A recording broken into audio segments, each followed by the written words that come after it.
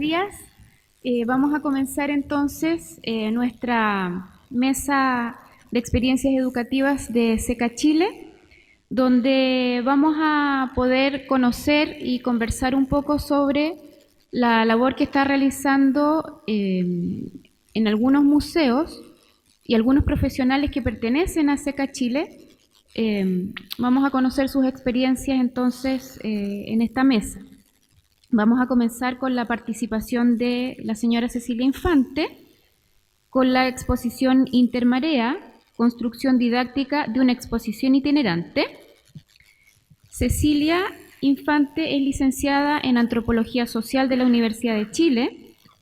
Ha realizado diferentes cursos en el ámbito de la educación en museos y actualmente es profesional asesora de la Subdirección de Museos, coordinadora de educación. Es además coordinadora del proyecto Zona Didáctica Museos, que incluye diversos desarrollos educativos para museos, y está a cargo de la coordinación en diseño, metodología y contenidos de las salas didácticas, salas de animación, exhibiciones interactivas y guías didácticas de los museos de IBAM. Entonces, dejamos a Cecilia que nos cuente su experiencia. Yo les voy a contar de una experiencia que tuvimos el año pasado de realizar una exposición temporal con enfoque educativo desde la Subdirección de Museos, que iba al Museo de Historia Natural de Valparaíso para luego itinerar por diferentes museos de la DIVAM. Lo que les voy a hablar es del proceso de cómo se construyó esta exposición, porque muchas veces hablamos de los resultados, pero no de cómo se hacen las cosas. Aquí vamos a ir conociéndolos paso a paso, cómo fuimos haciendo esta exposición.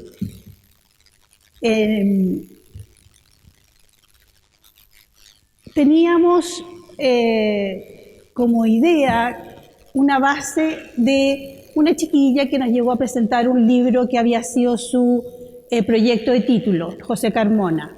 Estaba sin publicar, era un dibujo muy bonito, muy atractivo, y en base a ese dibujo sale la inspiración para esta exposición. Pero este era el dibujo inicial, había que musealizarlo, había que convertirlo en una exhibición de museo, había que darle una tridimensionalidad, había que ponerle objetos, había que hacerlo diferente. Pero siempre conservando lo que partió, lo que nos entusiasmó, que era un libro. Queríamos hacer entonces con esta exposición un gran libro que nos mostrara el borde costero de Chile, desde el norte hasta el sur, donde íbamos a tener todas las regiones representadas. No queríamos perder ni ocultar el concepto del libro. Entonces, eso también es importante incluso para la materialidad en que se hizo la exposición. Se hizo en cartón muy duro y protegido con madera. Entonces se dejaba ver este cartón para conservar la textura de papel. Entonces tenemos un desafío, tenemos algo que hacer, tenemos la intención y también teníamos los tiempos. Queremos mostrarle borde costero y nos interesaba mucho ciertos objetivos que queríamos dejar bien claro, no era una exposición cualquiera. Queríamos destacar el valor del ecosistema intermareal, sus características, lo que implica vivir sometido a estas rompientes de ola, el tener que apegarse a los sustratos, en que hay diferentes sustratos, hay rocas, hay arenas, hay diferentes tipos de arena, y queríamos dar a entender todo esto. Por otra parte, nos importaba muchísimo dejar claro las adaptaciones que habían en los sistemas costeros, cómo se adaptaban estos seres para poder vivir en este ambiente tan inhóspito. Y también nos interesaba mostrar la gran diversidad que había. No eran un tipo de animales, dos tipos de animales, flora, fauna. Queríamos mostrar esta gran diversidad que a veces son cositas bien pequeñas y que uno no las llama la atención. Y por la parte posterior de este gran libro, que es un libro que al final ocupó todo el hall central de lo que va a ser nuestro gran Museo de Historia Natural que va a estar en Valparaíso. Este era el libro, tenía cara delantera que tú lo visitabas, esta era la costa chilena, y por atrás temas en que el hombre ha ido estudiando sobre el mar y conocimientos que tiene frente al mar y cómo nos involucramos en su protección. Lo vamos a ver, yo ahora solo poco a poco les voy a ir contando. Nos interesaba así que la gente se deleitara, le gustara, observara, escudriñara, teníamos todo esto planteado. Entonces, ¿a quién y cómo servimos? Nos planteamos, este es el paso antes de hacer la exposición. ¿Cómo vamos a servir? ¿A quién vamos a dirigirnos? Etcétera. El grupo familiar. Niños, adultos, no nos interesaba un grupo específico, sino que era el grupo. El grupo familiar podía tener una instancia de observación, curiosidad y visitarnos. También queríamos ver cómo integrar la tecnología, pero que no nos quebrara este concepto de libro. Era un desafío. Queríamos incluir algo de tecnología porque queríamos mostrar unos videos del fondo de este mar que no se podían ver y no se podían poner, y queríamos ponerlos. Queríamos mostrar más fotografías, más elementos, y queríamos acudir a este elemento que es la tecnología, pero sin que nos rompiera esta atmósfera que teníamos en mente. ¿Teníamos recursos económicos? Sí, teníamos los recursos, pero teníamos 4 meses para toda la producción. O sea, era una cosa bastante rápida de hacer. Entonces, el paso 2, ya sabíamos lo que queríamos, teníamos nuestro público, nuestro objetivo, entonces mano a las obras.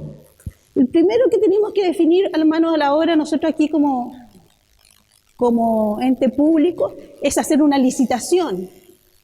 ¿Y cómo hacer una licitación? Y explicarle al que se va a subir a esta licitación qué queremos hacer. Entonces, construimos, en teórico, todo lo que queríamos ponerle a esta exhibición. Queríamos que llevaran textos poéticos, queríamos que llevaran poesía, queríamos que llevara cédulas, queríamos que llevara troqueles, queríamos que llevara los videos, entonces, todo lo que queríamos tenía que ir en esta licitación. Entonces construimos un guión que iba con más información de la que íbamos a poner en la exhibición, donde estaban todos los seres animales que íbamos a tener exhibidos. Y en este guión empezamos a trabajar con Andrea Vivar, que nos entregaba la información desde el Museo de Valparaíso, y ir colocando qué íbamos a conservar de texto del libro, qué íbamos a colocar anexo, qué íbamos a tener que recolectar para la exposición. Hicimos un guión de qué queríamos, tanto como de objetos, de textos, de juegos, de imágenes. La exhibición tenía que incluir juegos también. Y entonces hicimos un código, y con este código, esta es una de las áreas, visitamos la exposición. Entonces, ya licitada la exposición y también teniendo estos códigos, fuimos viendo qué queríamos de la exposición y cómo íbamos a entregar la información. La información la fuimos incorporando en diferentes soportes.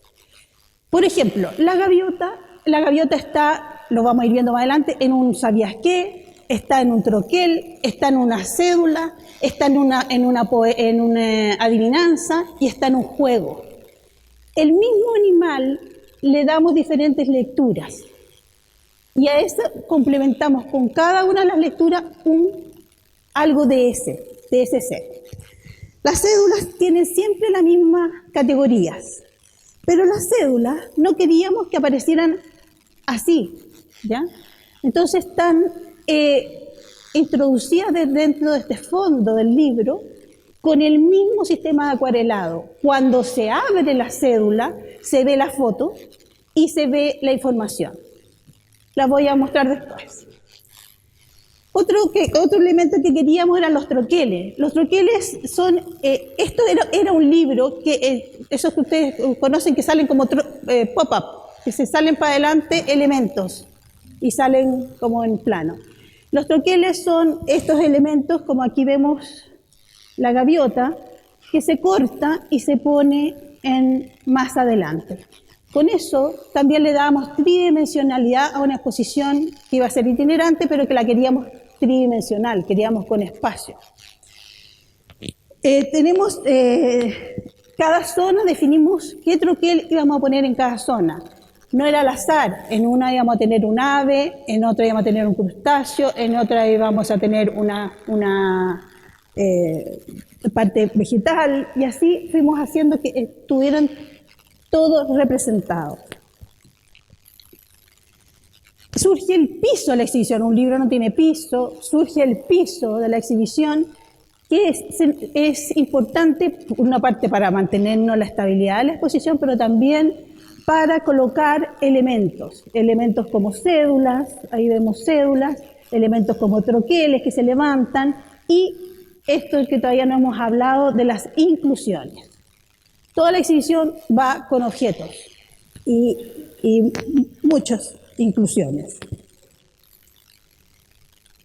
Tenemos los videos se instalan dentro de este libro contemplando, se me fue para adelante, que estuvieran mimetizados con el fondo. Se le hace un marco mimetizado y se adquieren 3 videos, y en los videos, en uno, porque incorporamos el sonido del mar, incorporamos el fondo marino y cómo estos animales se están desplazando. Tenemos uno por cada una de las zonas. Aquí ven también las inclusiones que van surgiendo, que están en el piso. Tenemos áreas de textos lúdicos, adivinanzas, recetas de comida, poesía. Con cada uno de estos elementos queríamos incorporar también un sentido. La comida, la receta de comida, con su fotografía quería evocar el gusto. Las adivinanzas que las incorporó Andrea Vivar, nos van colocando esta cosa lúdica, pero de buscarle el sentido a todos estos elementos que estamos exhibiendo. Bueno, en los videos no solo nos preocupamos de lo que se veía en el video, sino que también del sonido, para darle un sonido de mar, de fondo marino. También teníamos un área de despliegue más tecnológico de fotos, pero no queríamos que se vieran tanto. Entonces, tras estas ventanitas que está aquí, ya me equivoqué. Esta ventanita que está aquí, uno podía ver cómo hemos visto el mar a lo largo de la historia, fotos antiguas del uso de la costa chilena. Ya, el uso de la costa, el uso de la como medio de deleite, también como parte comercial, como parte de extracción de los recursos marinos. Para todo esto, tanto para los objetos como para la fotografía, se hizo una acción de incorporar a todos los museos de la DIVAM y a su personal. Se les solicitó quién podía mandarnos fotos de vistas o de recuerdos de la costa. Y a la vez los museos también se les pidió objetos, conchas, recuerdos del borde costero. Queríamos incorporar esos objetos queridos o que tenía el museo en nuestra exhibición y colocarlos para que cuando les llegue a su región también tenga parte y se sientan parte de lo que fue la construcción de esta exhibición. Entonces aquí tenemos fotos antiguas y fotos y se van viendo una tras otra en estos visores que están por atrás de la exhibición, y hay colocados más de un visor, y en cada uno de los visores hay de estas, por dentro hay de estas maquinitas que van mostrando una foto tras otra. También estos por atrás de la exhibición, como uno de los objetivos tenía, era incorporar en cómo yo voy a mantener este litoral, cómo lo voy a cuidar, qué puedo hacer yo, desde mi perspectiva como cualquier visitante de la costa, cómo voy a limpiar y saber qué significa que si yo boto una botella plástica, qué significa si yo boto una bolsa y qué daño puede acarrear. Entonces estamos siempre con los involúcrate y con cosas muy pequeñas. También como entrega de contenido, además de las cédulas, también los sabías qué. Los sabías qué es aquello más asombroso de ese animal. Esa cosa que como que es impactante, que si uno lo lee es muy raro, muy especial. Solo a la vista queda esta parte, el que dice ¿sabías qué? Con el dibujo del animal, y al destaparlo surge la información. Y bueno, también esta área de los conocimientos formales iban por atrás, pero conocimientos formales que también a uno no le, bueno, que encontramos en las pozas, la gran cantidad de animales de las pozas, su clasificación, moluscos, invertebrados, etcétera. Pero también nos fijamos de mostrar también lo que son las arenas. Ustedes sabían que si la arena negra es diferente del animal que vive en la arena blanca y si es más gruesa o es más delgada, todo depende y eso hace que sea diferente lo que se vive ahí. Estos son los hits, sobre todo esta fosa intermareal. Los hits de la exhibición, porque este gran libro plano con sus cosas tridimensionales, sale del libro elementos como la poza intermareal. Nuestra idea es que la gente pudiera tocar. Este es un recorrido familiar por la costa que uno no siempre descubre los animales que viven ahí, no siempre uno los puede ver cercano cuando va a la costa chilena, porque la ola, porque te da susto, etc. Entonces tenemos esta gran poza intermareal en que uno puede tocar y saber de cada uno de los elementos que están aquí. También tenemos una alga y tenemos inclusiones de la alga. Así también tuvimos otros elementos. Y también dentro de este libro teníamos juegos. Juegos que nos llevaban a determinados contenidos que ya eran más profundos, sobre adaptaciones. Dime quién eres y diré qué comes, por tu manera de ser, por tu pico.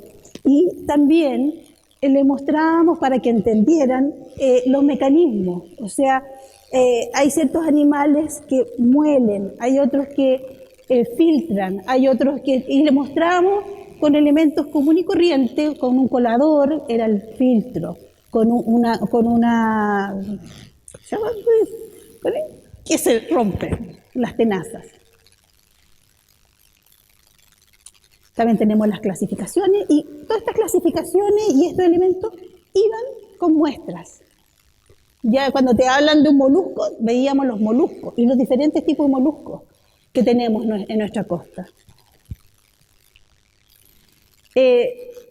Todo este proceso de producción es un trabajo multidisciplinario, de mucha gente y mucha gente trabajando. Se licitó, teníamos la licitación, teníamos qué queríamos hacer y ciertos planteamientos que se le pone al equipo externo. Que esto sea trasladable, que sea sostenible, que no cause problemas, pues, ni daño a integridad física de la gente que lo va a usar, que tenga un armado y un desarmado. Todos estos elementos se plantean como necesarios y se estipulan y se escriben, no se dejan al azar. ¿Qué es lo que queremos? Y se prueba, sé que estamos probando cómo funciona el sistema de las adivinanzas, cómo funciona el sistema del sabías qué. Es importante que todo lo que va manipulado esté cubierto con acrílico. El libro de fondo va en color para no preservar esta cosa más de papel puro. Luego viene el paso 4. La línea educativa se concibe como centro productor y aquí queremos renovar ideas, queremos hacer unos textos muy entretenidos y trabajamos con Andrea del museo, Magdalena Palma y Bernardita Barro, que ellas son periodistas y son en tratar de que estos textos acortarlos, textos pequeños, textos en buena dimensión de letra, para que pudieran ser leídos, pero también entregado la información en diferentes niveles, en que el que quiera más pueda ir y buscar más, pero tampoco entregar unos planos de género de texto muy grandes. Todo este trabajo, junto con la empresa externa, es el que se realizó. Ustedes lo van a tener, no se los voy a leer. Paso 5.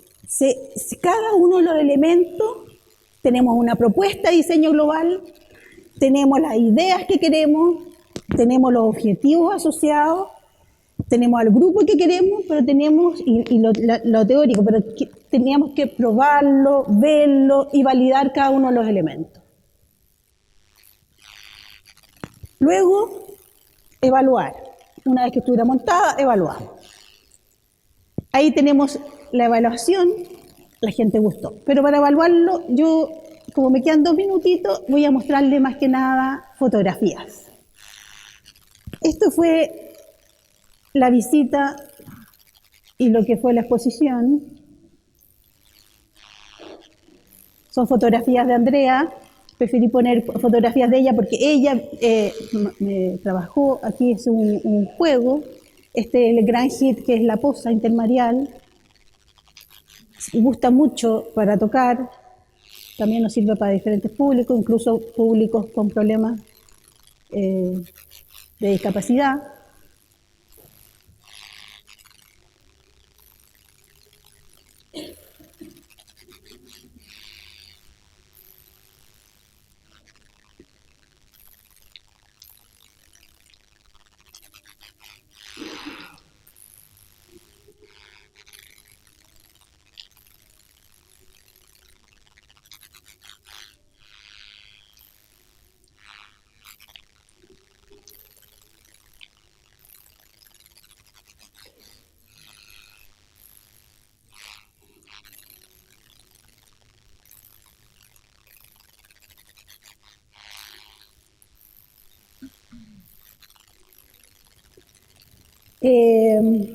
Les voy a leer la evaluación que hizo Andrea, pero en esta exhibición nos involucramos tanto en conseguir la información que hasta nosotros mismos fuimos al borde costero a buscar y a mirar y a ver cómo podía ser una visita.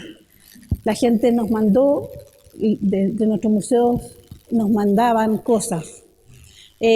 La visita tuvo 6 meses en exhibición y lo visitaron 37.600 visitantes. En este minuto se trasladó a Limarí. La exposición ha sido un gran aporte para el Museo de Historia Natural de Valparaíso en cuanto a contenidos y diseño. Este tiene grandes ventajas a la hora de realizar atenciones guiadas y también durante las visitas individuales. Al ser interactiva, con tener módulos educativos, juegos e inclusión en resina, genera por sí misma un soporte que permite autoexplicarse, entregar información y contenido científico de manera lúdica, entretenida y amigable. Su composición modular permite utilizar mejor el espacio y generar distintos puntos de atención, lo que no provoca aglomeraciones ni dificultades con públicos masivos. Es de fácil explicación, contiene mucha información que está bien clasificada y distribuida, lo que ayuda al guía a realizar la guía. De igual forma, es muy importante dar una información general a los grupos organizados, localizados en zonas representadas, invitarlos a disfrutar este paseo, reafirmar los contenidos en los módulos. Por ejemplo, el módulo de la posa es de gran ayuda para explicar la diversidad y las adaptaciones. La materialidad debe ser mantenida, pues al ser manipulada constantemente tiende a sufrir daño. Ha sido vista por niños y adultos. En el caso de los niños muy pequeños, ha tenido dificultad con los juegos, inclusiones o actividades que están más altas. En el caso de los adultos mayores, ha tenido complicaciones con las inclusiones que están en el suelo. Quizás una buena alternativa sería, en el caso de los adultos mayores que acompañan a los niños en su visita, disponer de algunas inclusiones de las que están en el piso un poco más arriba. En Limarí también me mandaron ya las primeras evaluaciones y lo que más les gusta es que tenga la posibilidad de tener interactividad. Gracias, Cecilia.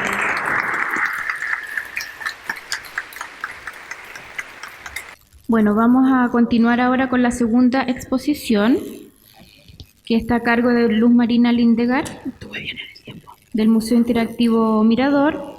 Su ponencia se titula El cine 3D como recurso museográfico en el MIM. Luz Marina es educadora diferencial, especialista en trastornos específicos del aprendizaje de la Pontificia Universidad Católica de Valparaíso, diplomada en Cultura Científica en el campus virtual CAEU de la OEI Universidad de Oviedo, y desde el 2004 se desempeña como directora de educación del Museo Interactivo Mirador MIM. Ha sido electa coordinadora del Cono Sur de la Red POP, Red de Popularización de la Ciencia y la Tecnología para América Latina y el Caribe, en el periodo 2014-2015, y ha realizado diferentes iniciativas en el campo de la educación informal y acciones de divulgación de la ciencia y la tecnología. Adelante, Luz Marina.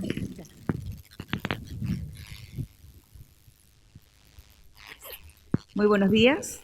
Antes que nada, mi agradecimiento a la organización del Congreso por la posibilidad de estar acá y compartir con ustedes acerca del cine 3D del MIM, un recurso museológico que reúne las características que nos convocan hoy, que son la creatividad y la innovación. Al MIM, desde su apertura el año 2000, se le conoce como un recurso y un proyecto innovador, ¿no es cierto? Porque la concepción de su espacio, su museografía y su propuesta educativa son innovadoras tanto para la época como para hoy día. En relación a lo primero que hablamos, que son sus espacios, ellos son amplios, abiertos y se insertan dentro de este emblemático edificio que fue construido especialmente para acoger a este museo. Y como edificio recibió el premio de la 12ª Bienal de Arquitectura el año 2000, que sería como un temprano anuncio del reconocimiento que habría de tener a lo largo de los años. Su museografía se inspiró en los más importantes museos interactivos de ciencias del mundo y ha tratado de ir renovando su oferta de acuerdo a las temáticas y tendencias locales. ¿Por qué locales? Este término se lo he copiado a varios colegas latinoamericanos, ¿no es cierto?, que reflejan de esta forma que si bien nuestros museos se inspiraron en los primeros y más emblemáticos museos de Europa y de Estados Unidos, han ido adecuando sus características y sus espacios a las realidades locales, incorporando elementos propios de cada país y de su cultura.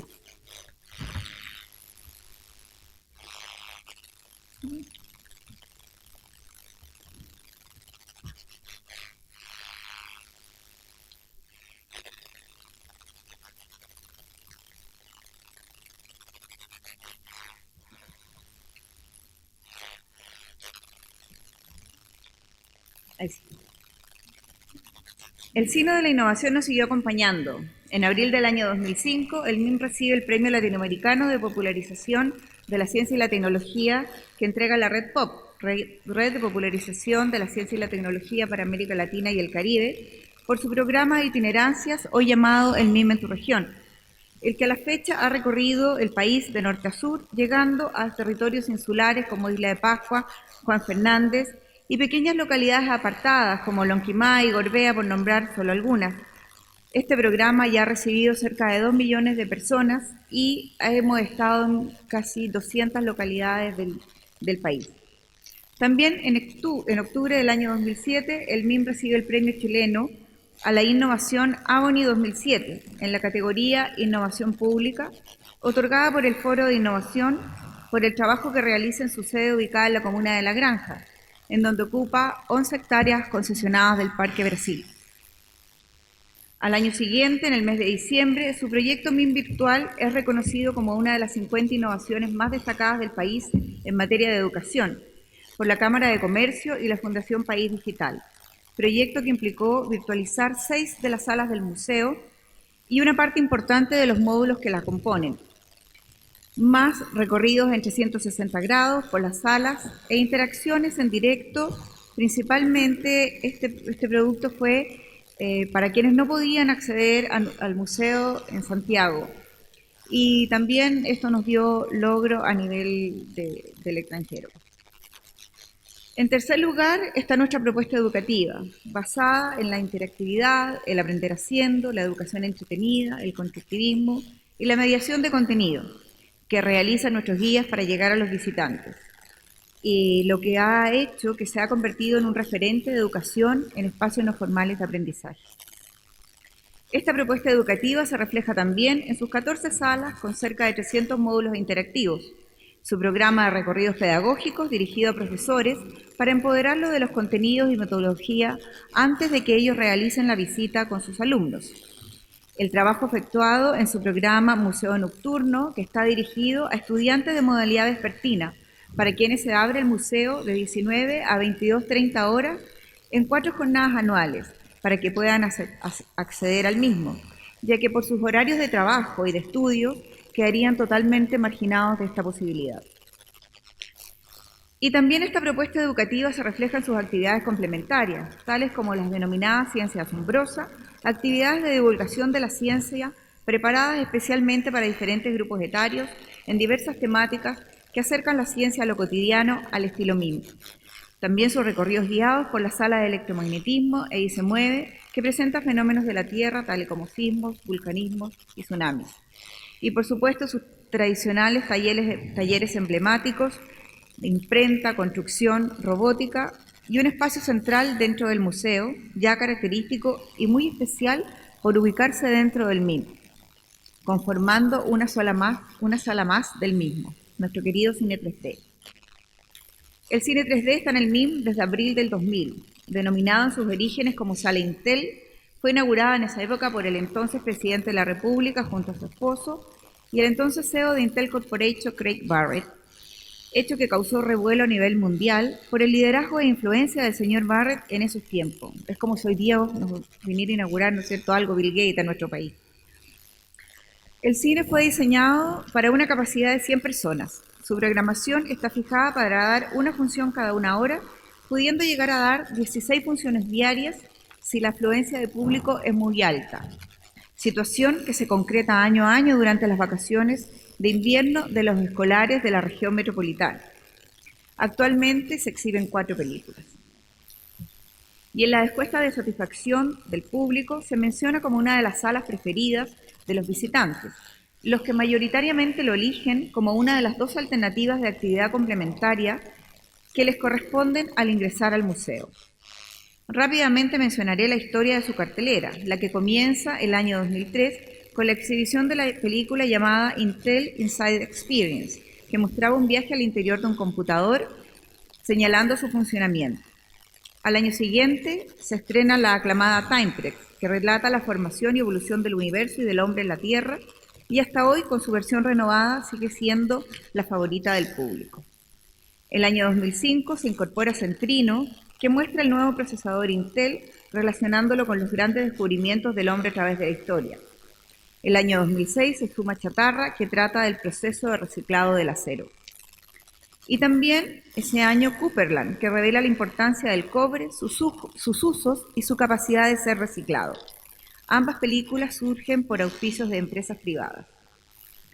El 2008, gracias a fondos concursables de la Intendencia Metropolitana, se incorpora Región Metropolitana a Ojo de Pájaro, que nos permite conocer sus 52 comunas y lugares emblemáticos de nuestra región. Y finalmente, el año 2009, se actualiza la versión de Time Trek, naciendo su versión 2.0. Y el cerebro humano, que como el nombre lo indica, habla de este importante órgano, su estructura biológica, funcionamientos y mitos a través de la historia. De todo el historial presentado, hoy se mantienen y se presentan en rotativo Time Trek 2.0, el cerebro humano, Chatarra, Región Metropolitana a Ojo de Pájaro. Este importante recurso museográfico es mencionado en la literatura en forma positiva, especialmente por docentes que lo han podido trabajar con sus alumnos, y cito algunos testimonios. La animación 3D permite desde lo conceptual recrear de manera significativa el mundo que nos rodea e interactuar con él. Al corporizarse los objetos y salir virtualmente de la pantalla, hacen sentir al alumno el protagonista de la acción, generando una actitud positiva hacia el aprendizaje. Aclaran conceptos, despiertan la curiosidad, potencian el interés por los temas presentados. Los contenidos exhibidos tienen continuidad en el aula a través de diferentes recursos, porque hay películas preparadas y dedicadas especialmente a contenidos y niveles de estudio. Recurso que cautiva a alumnos y profesores. Los cines 3D nos permiten contemplar con mayor realismo películas didácticas adaptadas a los diferentes niveles educativos. Las ventajas son evidentes. Las películas mantienen el entusiasmo de los alumnos a flor de piel, desde el inicio hasta el final de las proyecciones, predisponiéndoles para el aprendizaje, y ayudan a la comprensión de conceptos complejos, con representaciones tridimensionales que cobran vida ante la mirada atónita de los niños. Como se puede observar, el recurso es bastante apreciado y demuestra ser efectivo. Pero también los educadores mencionan algunas desventajas en relación a su utilización como recurso pedagógico. No siempre el docente supervisa que la película se adapte a la edad de los niños. Debe ser en lo posible un recurso cierre de la unidad, porque debido a que suelen aparecer muchos conceptos juntos, si no han sido estudiados previamente, los niños se pierden. Las proyecciones llaman tanto la atención que los niños suelen intentar pararse o mover sus manos y gritar, lo que impide una buena escucha y se está más atento a las animaciones, a las imágenes que a los contenidos en sí. Bueno, esto también se aplica a los alumnos, porque si uno observa en el cine, los adultos repiten la misma conducta que los niños. Estas objeciones son perfectamente explicables y superables. Hemos hecho un estudio, una investigación junto con profesionales y cineastas de la Universidad de Chile y, en síntesis, les podría decir que el problema no se trata del recurso 3D, sino más bien la falta de guiones adecuados a la dinámica inherente a esta tecnología. Por otra parte, con nuestra experiencia en el museo hemos levantado nuestras propias ventajas. Es el único museo que maneja la experiencia del cine 3D como parte de su oferta museográfica, ya que el cine es una sala más del museo y se accede dentro del mismo. En la mayoría de centros similares que tienen IMAX o cines 3D, el recinto se encuentra anexo y se debe cancelar en forma independiente para acceder al mismo. Nuestro cine es inclusivo. Los niños de escasos recursos acceden de manera gratuita y probablemente sea su única experiencia en este formato. En el contenido ofertado se da en un contexto educativo. Las películas se han creado especialmente para favorecer aprendizajes. Pero también hemos levantado nuestras propias desventajas. Falta de proveedores a nivel nacional. Es difícil encontrar financiamiento que permita renovar las películas y con ello poder desarrollar mayores contenidos. Y aún el costo de la producción de películas en este formato es muy alto, como también lo es el arriendo de películas. Hay una incompatibilidad de los formatos comerciales. Nosotros necesitamos películas que no superen los 15 a 20 minutos y comercialmente son de mucho más larga duración. Y también siempre es obligación, cuando se levantan contenidos que son financiados, tener que responderle a ese financista. Finalizando, un par de reflexiones. Desde siempre ha habido resistencia a aceptar los nuevos adelantos tecnológicos. Pensemos en lo que fue incorporar al cine sonoro, el color en las películas, la duda de la efectividad de las cámaras portátiles, la incorporación de la tecnología digital y la dificultad para ingresar la tecnología del cine 3D a las salas de cine, otorgándole solo el formato de entretención masiva. Pero finalmente estos cambios se han aceptado y han demostrado que hubiese sido un error no haber dado esos pasos. Por lo tanto, esperamos que se siga trabajando en la incorporación del cine 3D en la televisión e Internet masivamente y que el desarrollo tecnológico continúe avanzando para lograr que a futuro podamos contar con estas pantallas inteligentes que ya se encuentran en el mercado y que nos permitirán ver, ojalá masivamente, el cine 3D sin lentes. Hoy día, un importante problema. Nosotros apostamos a que su desarrollo avance y que podamos perfeccionar este recurso museográfico innovador que requiere de mucha creatividad para desarrollar buenos guiones y que además suma dos factores relevantes a nuestra misión educativa, la inclusión y la integración. Muchas gracias por su atención.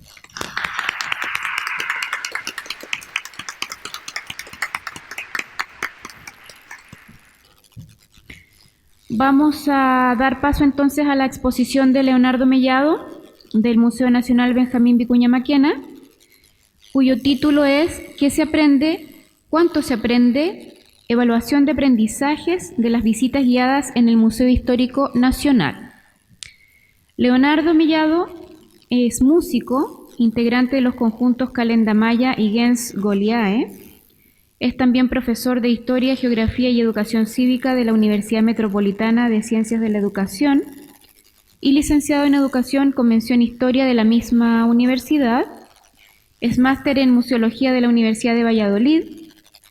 Fue por 6 años y hasta el 2012 subdirector de Extensión, Educación y Comunicaciones del Museo Histórico Nacional. Cuenta con varias publicaciones en el campo patrimonial y ha sido curador de exposiciones museográficas. Es coordinador del programa de estudios patrimoniales de la Universidad Academia de Humanismo Cristiano. Ha ejercido la docencia en diversas universidades del país. Es profesor adjunto de las escuelas de Historia y de Pedagogía en Historia y Ciencias Sociales de la Universidad Academia de Humanismo Cristiano y docente de la Escuela de Historia y Geografía de la Universidad Metropolitana de Ciencias de la Educación, así como también del Diplomado en Patrimonio, Comunidad y Cultura Local de la Facultad de Humanidades de la Universidad de Santiago de Chile y del Magíster en Educación y Comunicaciones de la Pontificia Universidad Católica. Actualmente es el encargado de educación del Museo Benjamín Vicuña Maquena. Leonardo. Gracias. Buenos días a todas y todos los presentes. Para tratar de almacenar toda la información, voy a hacer más bien lectura de la información y para que no se me escape nada, ¿no? Como debiésemos saber quienes nos encontramos reunidos en esta ocasión, los museos son instituciones que en su definición contemplan entre sus fines el ser entidades de educación, específicamente incluidos dentro de lo que se denominan espacios de educación no formal y que por tanto no se adscriben a regularidades de horarios, programas, niveles o grados de la educación formal, pero cumplen con el objetivo de suplir y o complementar conocimientos académicos y generales respecto a distintas ramas del saber, y que en este caso particular del Museo Histórico Nacional, donde nosotros enfocamos el trabajo, corresponden a la historia de Chile. Además, promueven y debiesen promover la valoración del patrimonio y la participación ciudadana a través de distintas actividades mediadas por un equipo de docentes que conforman su departamento educativo. El ideal es que sea un equipo interdisciplinario. Como entidad pública, los museos debiesen promover distintos discursos, aunque para muchos solo uno, el oficial, concepto arbitrario y antidemocrático, tremendamente discutible, que no trataremos en esta ocasión.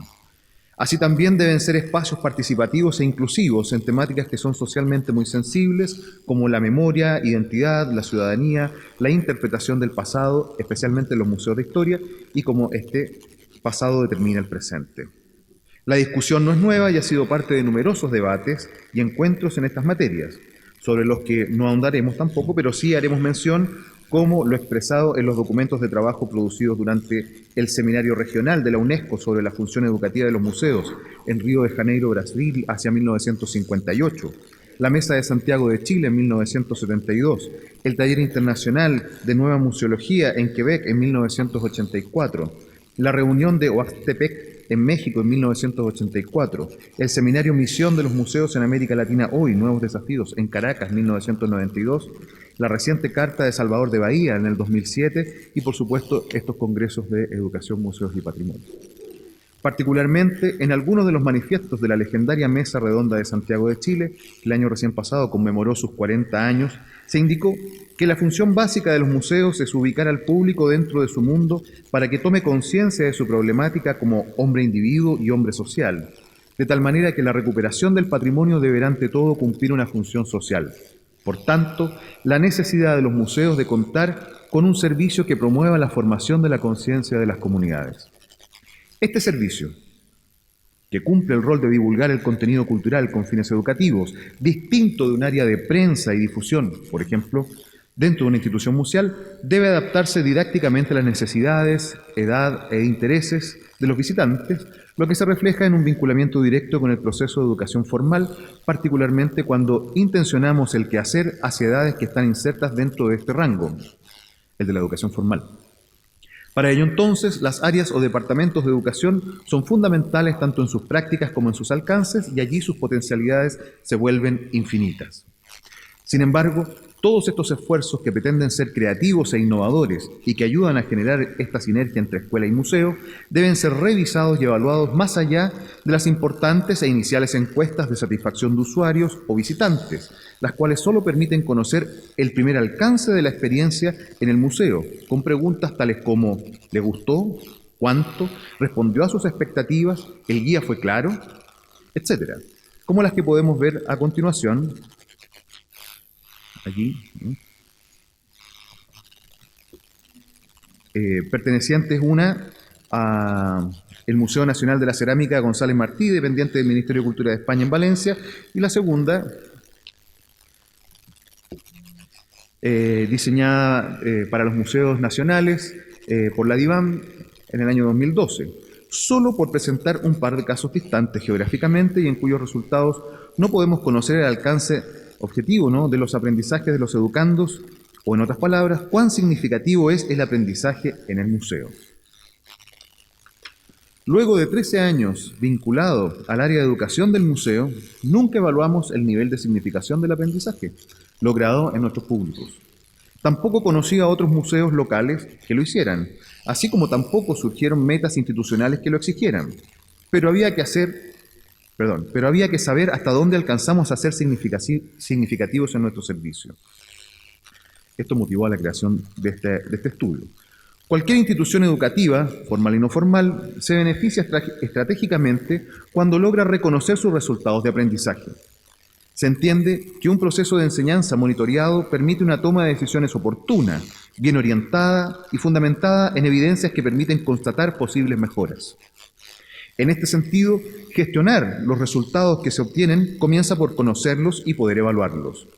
El Museo Histórico Nacional se propuso, mediante un proyecto de 5 meses de trabajo, levantar un instrumento que evaluara el logro de sus metas de aprendizaje en los contenidos de historia y patrimonio para tener una primera medición con una muestra significativa. Centrados en este trabajo, precisamos que para este ejercicio se establecieran 2 distinciones específicas. La primera de ellas, explicar los objetivos que tiene el Departamento de Educación del Museo en cuanto al apoyo que brinda la educación formal que ocurre en las aulas del país, y para ello hay que diferenciar de forma algo forzada los contenidos de historia que están alineados en los planes y programas curriculares del Ministerio de Educación de los contenidos museológicos que se amparan en las funciones del museo y que no son necesariamente aprendidas en el aula. A esta última categoría se le adscribe la valoración del patrimonio amparada en la reflexión que permita definir el patrimonio de la manera que oriente el trabajo de evaluación mismo según las siguientes distinciones y metas respectivas. Allí, como ustedes pueden observar, se establecieron estas 2 distinciones, una la patrimonial y la otra en la vinculación de lo patrimonial con los objetivos del museo. Vamos a volver sobre ellas y particularmente las metas que se propusieron, ¿no? Forman parte de esas metas. Estas se persiguen a través de las visitas guiadas.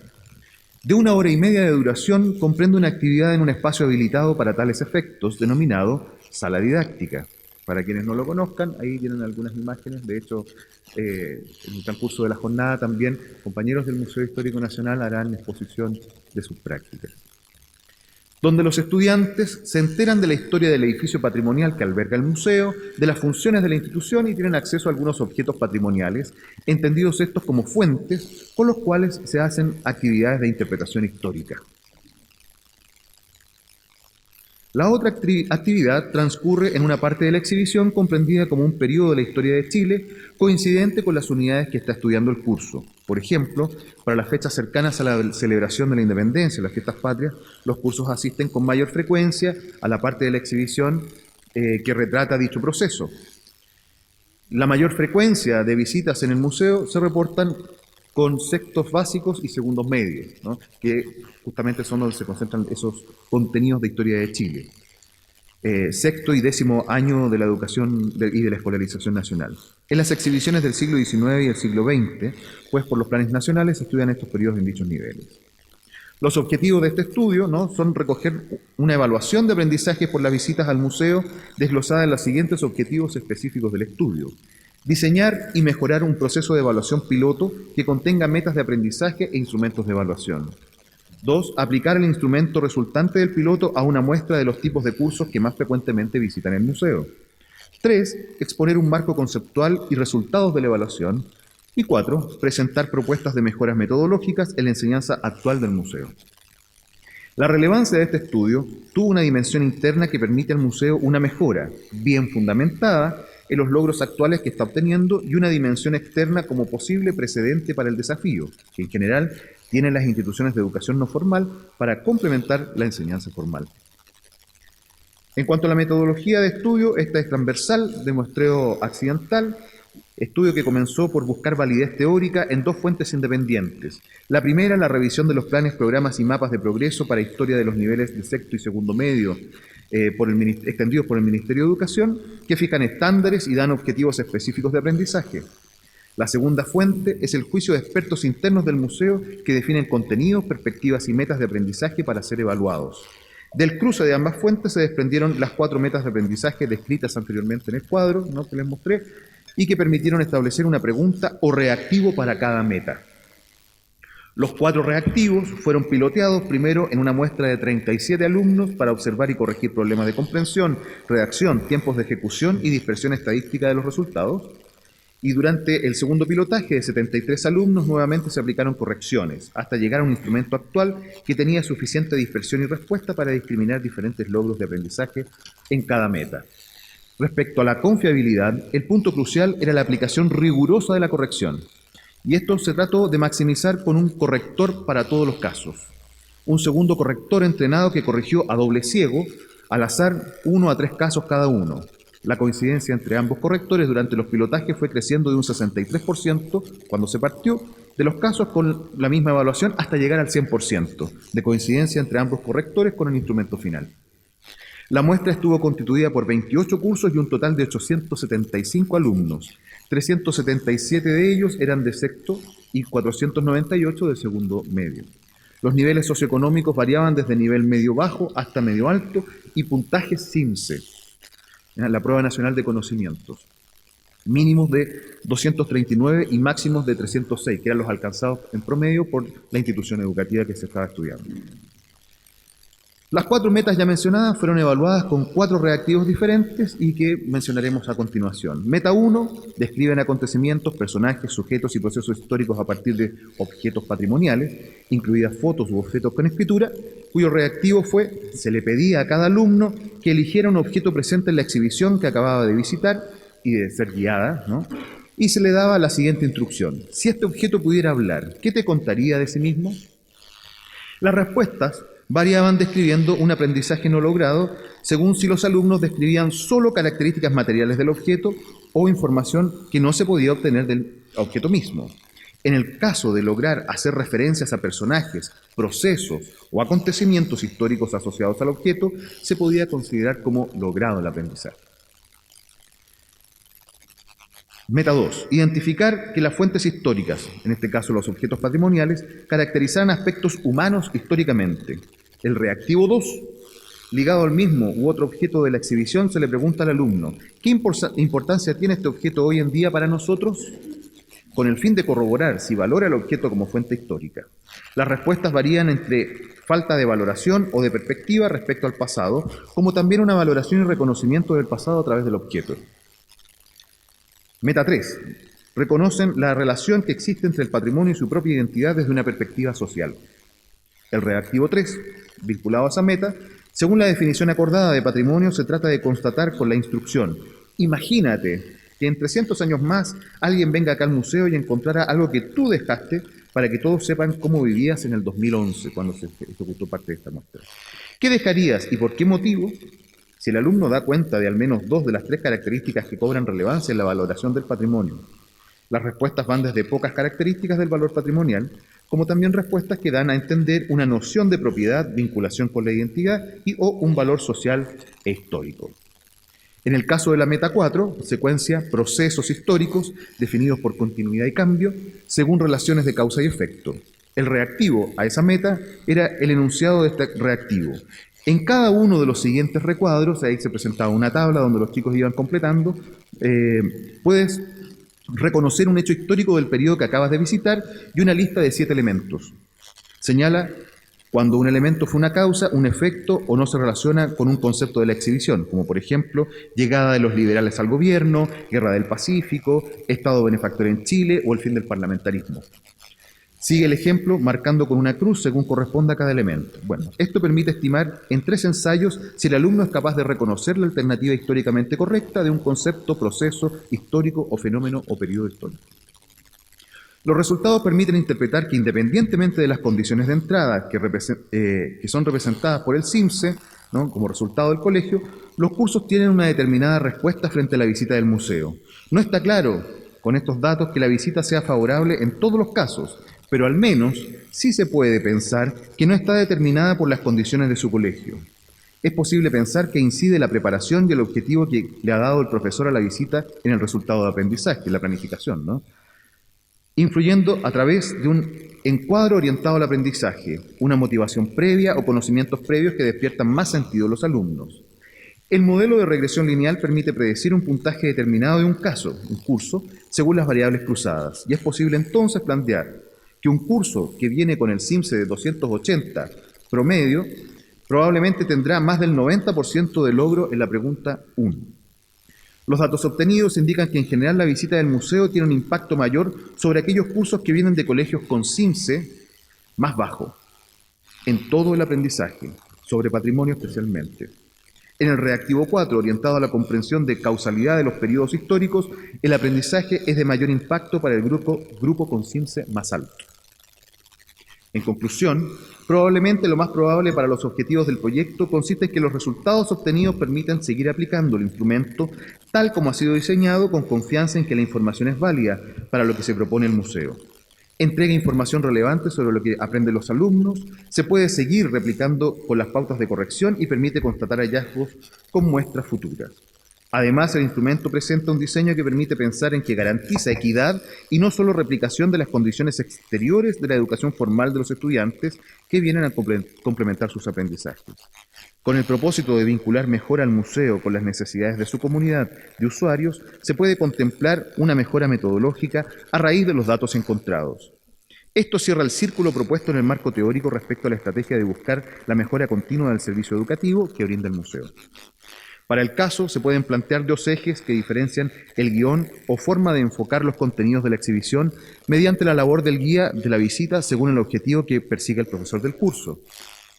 De esta forma, según estas temáticas, se pudieron distinguir estos 4 aspectos, ¿no?, 4 objetivos vinculados a las temáticas propias del siglo XX, ¿no es cierto?, en cuanto a preparar la unidad, en cuanto a repasar la unidad, concentrando o centrando en contenidos históricos, centrando en la valoración del patrimonio. Entonces uno intenciona la visita, planifica la visita de estas temáticas propuestas en función de estos ejes.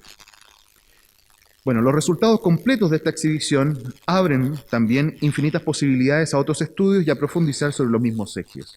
Lo que se encuentre acá podría dar luces de mejores formas de enseñar en el museo, pues cada parte de la exhibición está estructurada según un guión y tiene una estructura determinada por los objetos presentados, que fácilmente podrían estar causando impactos de diferente calibre en los estudiantes. No temamos evaluar nuestras prácticas, pues lo peor que podría ocurrir es que tengamos que replantear nuestros modelos. Sin embargo, debemos tener claro que todo esto no es por nosotros, quienes trabajamos en los museos, sino a quienes nos debemos, la comunidad, y saber de ella, qué aprende y cuánto aprende. Gracias.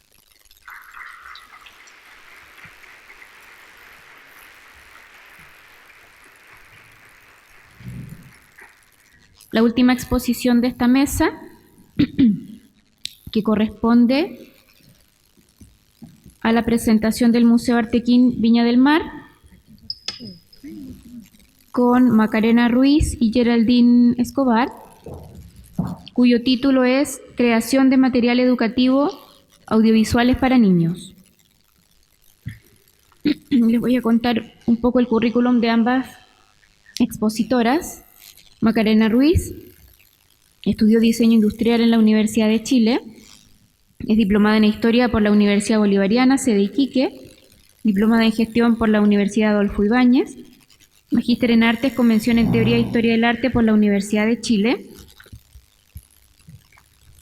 Actualmente se encuentra realizando su tesis doctoral en la Universidad Carlos III de Madrid, en la que analiza la realidad de los museos de artes en Chile, dando especial énfasis a los presentes en la región de Valparaíso. Con más de 10 años de experiencia laboral en el ámbito de la museología, la gestión cultural y el estudio de las colecciones patrimoniales, tanto en el ámbito ejecutivo, académico y de investigación, formó y coordinó el programa de educación patrimonial Pasos, perteneciente a la Unidad de Patrimonio de la Municipalidad de Viña del Mar. Fue directora del proyecto que tenía como finalidad implementar el Museo Artequín de Viña del Mar y desde hace 5 años se desempeña como directora de esta institución. Además, es presidenta de la Red Viva, Red de Museos de Viña del Mar y Valparaíso, y miembro de SECA Chile. Por otro lado, Geraldine, que no sé dónde está. ¿Está por ahí? Bueno, Geraldine Escobar es magíster en Comunicación Social, mención Comunicación y Educación de la Pontificia Universidad Católica de Chile, licenciada en Artes Plásticas de la Universidad de Chile. Actualmente integra el área educativa del Museo Artequín Viña del Mar, desempeñándose principalmente en el ámbito del diseño gráfico y la realización de audiovisuales. Ha participado en cursos y seminarios destinados a la apreciación cinematográfica, producción de audiovisuales para niños y videos educativos. Produjo y coejecutó la animación La Historia del Pabellón París, proyecto Fondart del año 2004, que fue seleccionado en los festivales internacionales de cine de Valdivia, Viña del Mar, Atacama y de Valparaíso. Dejo entonces con ustedes a Macarena Ruiz. Buenos días. Nosotros nos vamos a referir a la visión que tenemos dentro del museo de utilizar los audiovisuales como material educativo. Parte de la exposición la voy a hacer yo y parte la va a hacer Geraldine. La incorporación de medios audiovisuales dentro de los museos hoy en día, y como lo hemos visto hoy en las exposiciones, es una realidad que se presenta en diferentes instancias y contextos. Esta situación implica desafíos y oportunidades para llevar a cabo una de las más importantes tareas que nosotros tenemos, que es dar a conocer a un público diverso y de una manera atractiva nuestras colecciones. Las características que posee el medio audiovisual funcionan para atraer a casi todo tipo de público, pues es una potente herramienta de comunicación que permite transmitir de manera clara y amena cualquier tipo de contenido. Es así como el uso de este medio en los museos se presenta en dos líneas diferentes. Por un lado, están aquellos audiovisuales que se sitúan dentro del guión museográfico, funcionando como apoyo a la muestra misma, con el fin de que el público acceda a él de manera simple y con un carácter de autoconsulta. Por otro lado, se encuentran aquellos que se instalan dentro de la realización de una visita guiada, los que además de ser didácticos y educativos, poseen también una función motivadora. Por lo tanto, están insertos en un momento específico de la visita, con una duración y contenidos determinados para lograr este objetivo. Haciéndose esta segunda descripción, la experiencia del Museo Artequín de Viña del Mar hace de la incorporación y uso del audiovisual un recurso más dentro de la visita guiada. Su planificación, creación y guión la realiza el área educativa y está supeditado al recorrido que realizará el guía junto a un grupo visitante, abordando temas puntuales o generales que sirvan de complemento a lo que se verá luego en la sala de exposición. Artequín Viña del Mar es un museo educativo de arte. Nuestra visión es promover experiencias significativas en relación a las artes visuales y su historia, incentivar el conocimiento y la motivación hacia estas, buscando un desarrollo cultural, social y educativo para potenciar niños y jóvenes de espíritu crítico. Este deja atrás la tradicional propuesta de museo para proponerlo como un lugar de comunicación, en donde las reproducciones de obras de arte occidental dialogan con los diferentes visitantes del museo, generando receptores e intérpretes activos y, sobre todo, estar atentos a las demandas de generaciones y audiencias diversas, básicamente urbanas y globalizadas, conectándonos con su vida cotidiana, su emocionalidad y motivaciones. Antes de entrar de lleno a la exposición en sí, a la que nos remite, de alguna manera algunos temas importantes que es importante saber del museo. Uno, que fue fundado el año 2008, por lo tanto llevamos 5 años. El edificio en sí fue construido pensado en un museo educativo de arte, entonces no es una casa que ha tenido que acondicionarse, sino que el espacio, el diseño está pensado en esto. Y una de nuestras características, que ha sido realizada por 20 años en Artequín Santiago y por nosotros hace 5, es que nosotros utilizamos una metodología específica. De alguna manera, el hecho de que nosotros no tengamos una colección en sí, porque para nosotros el material educativo, o sea, las obras, las esculturas, las pinturas, etcétera, no las valoramos, no las utilizamos como valor de obra, pues no son patrimonio en sí, sino que las utilizamos como un recurso educativo. La obra, el audiovisual, los materiales didácticos, todo lo utilizamos con la finalidad de acercar a los niños a las artes visuales, con la finalidad de potenciar la creatividad y de que ellos en un futuro las valoren, cuiden el arte en general. Esa es un poco la manera que nosotros tenemos de verlo. Y por eso hay muchas personas que les parece muy extraño que no tenemos colección, pero tenemos otra manera de ver lo que es el museo. Cortito para entender un poco lo que es Artequín, nosotros hacemos dentro de las actividades que tenemos, son las visitas guiadas, que es nuestro fuerte, que están planificadas según objetivos y planteamientos específicos, los talleres familiares, talleres de vacaciones, cursos para profesores, pues nuestra idea es vincularnos directamente con las artes visuales y con los colegios. Hacemos itinerancia, o sea, salen colecciones del museo, que especialmente son de arte chileno, a diferentes lugares de Chile. También recibimos exposiciones temporales a las cuales nosotros organizamos o desarrollamos los programas educativos y, bueno, aparte hacemos algunas actividades de extensión como teatro, cine, etc.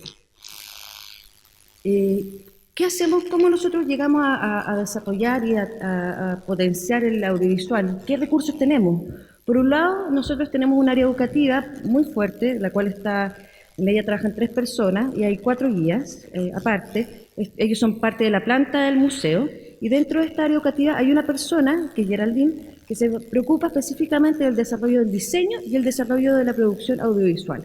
Ella está siempre pensando, planificando, diseñando y pensando cómo poder desarrollar videos que potencien y motiven a los niños hacia las artes visuales.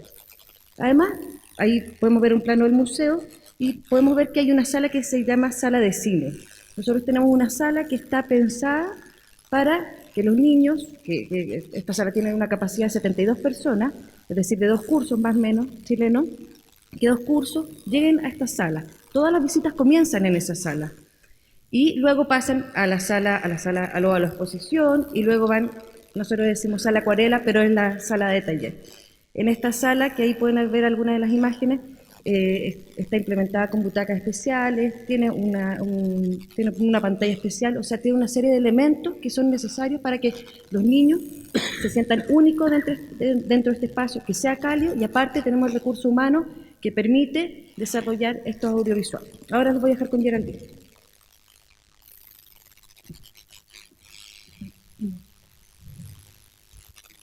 Hola, buenos días.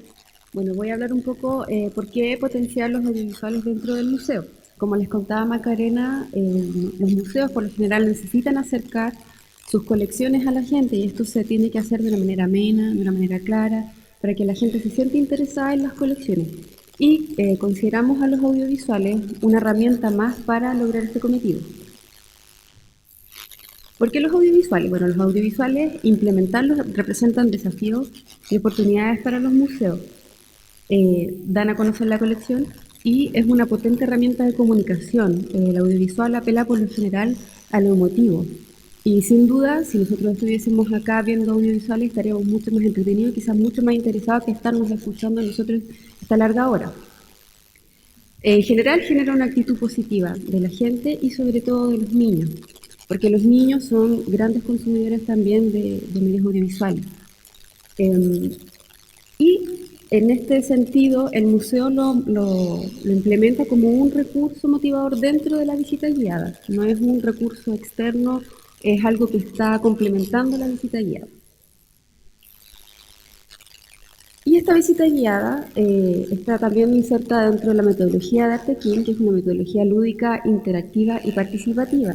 Es una metodología donde los guías crean un espacio emotivo y un espacio de participación para los niños.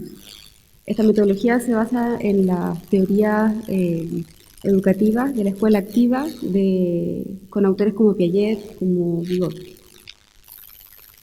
La visita guiada entonces se basa en torno a esta metodología. Las visitas guiadas tienen 3 etapas. Una es la motivación, el desarrollo, la otra, y la siguiente es la actividad práctica que los niños realizan. El video está inserto en la primera etapa, que es la de motivación. Esta etapa los guías buscan, de cierta manera, desajustar a los niños que llegan al museo, haciéndoles preguntas, haciéndoles actividades que los lleven a los niños a generar preguntas en ellos para, cuando ingresen al museo, responderse estas preguntas. En ese sentido, el museo tiene que cumplir también con la misión de motivar a los niños. Tiene que ser un video entretenido, tiene que ser un video breve, que les genere una actitud positiva hacia después la visita guiada. Bueno, la característica de la producción de Artequín es que principalmente nos visitan niños escolares de básica, entonces están enfocados hacia el grupo etario. Los videos duran aproximadamente 5 minutos y, como ven ahí en la imagen, tratamos de siempre incorporar elementos que sean atractivos para los niños. En este caso, algunos personajes que tengan una estética como de dibujo animado, o quizás otros personajes que también interactúan ahí entre ellos. La idea es que sean los videos muy dinámicos y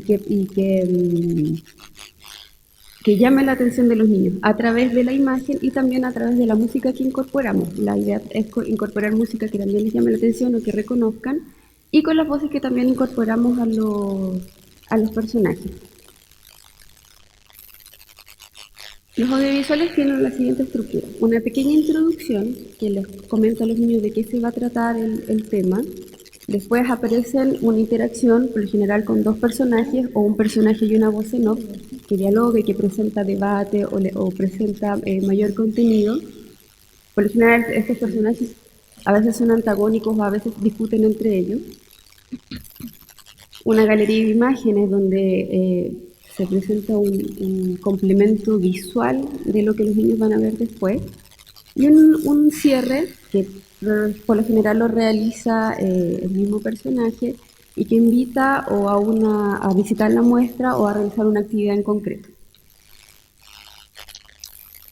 Les voy a presentar ahora un breve fragmento de una audiovisual que se llama Volar en el Jardín de las Delicias, que es para niños, está orientado principalmente para niños de prebásica. ¿Te gustaría ver lo que he visto? ¿Conocer este lugar? Me encantaría visitar el paraíso del que hablas. Te puedo llevar si te aferras a mi cuerpo. Volaré. Oh. Está lleno de gente, de animales y de aves. Ellos conviven felices. ¿Querrás conocer a alguno de ellos? Quisiera conocer al ave más alegre del paraíso. Es él, el ave más alegre, que siempre está rodeado de gente y otras aves. ¿Qué hacen en la laguna? Juegan mientras miran a las personas bailar. En ese lugar viven patos, colibríes y pelícanos. ¿Y por qué están aquí? El Bosco, quien hizo este cuadro, ha pensado en nosotros como seres fantásticos. No solo porque volemos, en general nuestros colores y formas fascinan a las personas. ¿Otros artistas han representado aves también? No lo sé. Eso tendríamos que preguntárselo al maestro.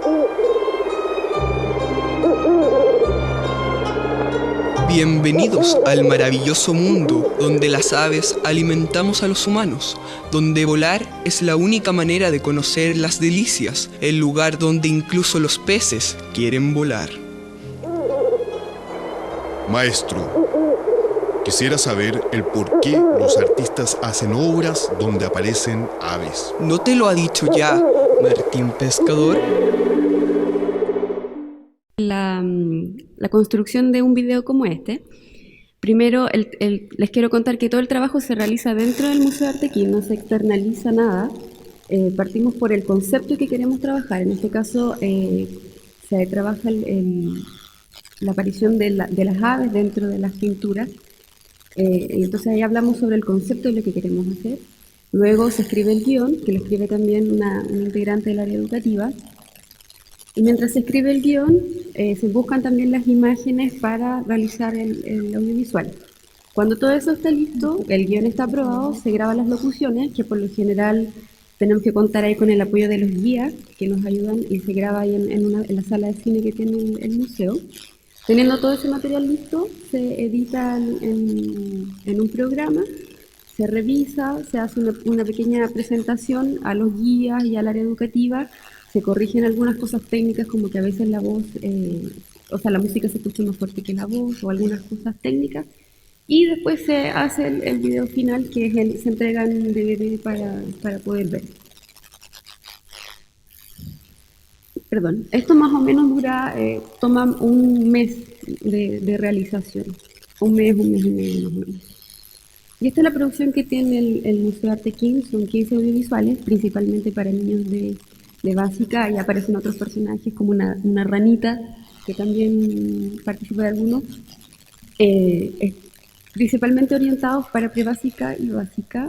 Y aquí les voy a mostrar otro que es para niños un poco más grandes, que se utiliza para más o menos de cuarto, quinto hasta octavo básico. Vamos a entrevistar a uno de los artistas más importantes del siglo XX, el señor Marcel Duchamp. Pero antes, les contaré que él fue un artista que revolucionó el mundo del arte en Europa, al colocar en una galería un urinario firmado por él, exhibiéndolo como obra de arte. ¿Se imaginan eso? Vamos a investigar.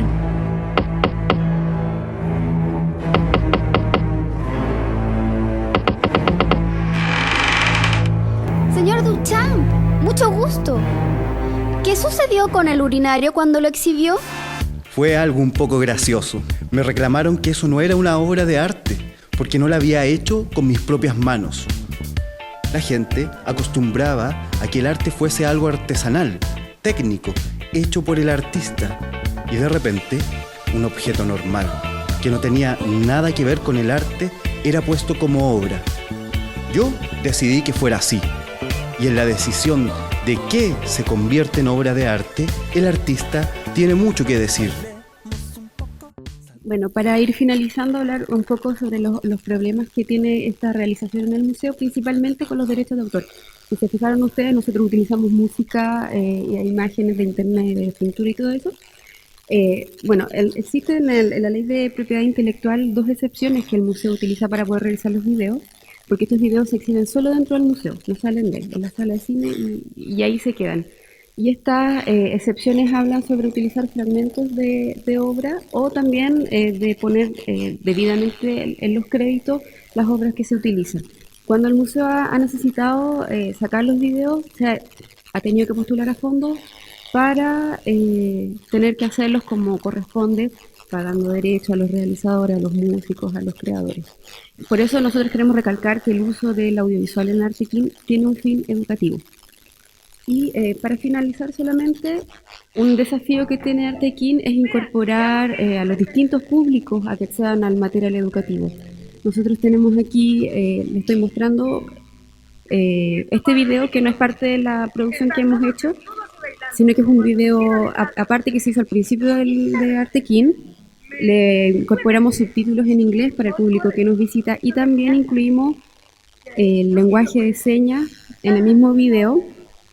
Ahora este material está en evaluación porque la lengua de señas, nosotros no somos expertos en eso y tiene una evolución local. Entonces los niños de Santiago y de la quinta región no van a entender lo mismo con lo que nosotros les proponemos. Y ese es un desafío que Artequín tiene para adelante.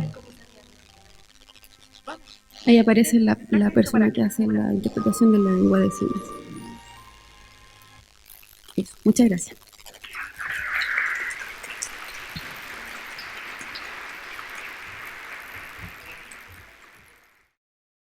Vamos a recoger una de las consultas que ha llegado a la mesa, que es para Luz Marina, y después vamos a pasar al café, y si hubieran más consultas, por favor realícenlas en esa instancia, se pueden acercar a los expositores.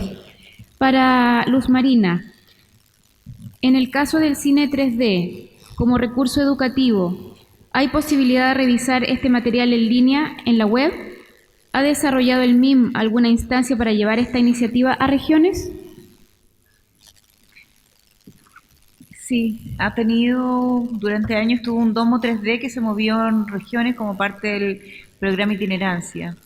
El problema en la web es que mientras no se masifique la tecnología 3D y que la gente la pueda ver por internet sin lente o con posibilidad de adquirir lentes, es bastante inoficioso, porque la película no se logra ver si tú no tienes los lentes puestos.